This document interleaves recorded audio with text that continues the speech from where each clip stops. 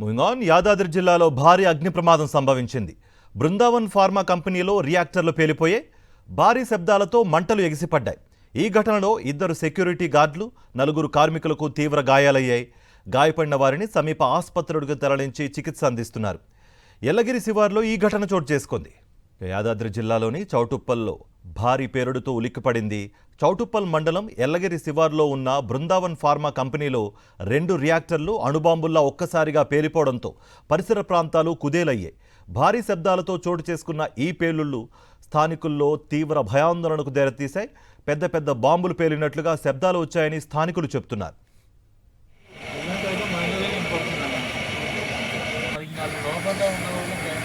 Brindavan company ఇది సగం building కూలిపోయింది.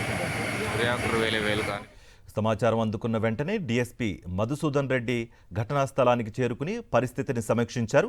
ప్రమాద సమయంలో కంపెనీలో మొత్తం 11 మంది ఉద్యోగులున్నట్లుగా డీఎస్పీ మధుసూదన్ రెడ్డి తెలిపారు.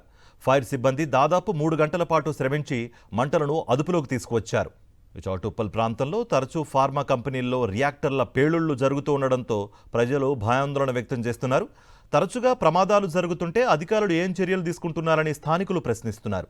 మరోవైపు కంపెనీ యాజమాన్యంపై తీవ్రస్థాయిలో ఆగ్రహం వ్యక్తమవుతోంది. కనీస భద్రతా చర్యలు తీసుకోకుండా నిర్లక్ష్యంగా వ్యవహరించడమే ఈ ప్రమాదానికి కారణమని కార్మికుల కుటుంబ సభ్యులు ఆరోపిస్తున్నారు. ప్రమాదంలో ప్రాణ నష్టం జరిగితే బాధ్యత ఎవరిది అనే ప్రశ్నలు స్థానికంగా వినిపిస్తున్నాయి.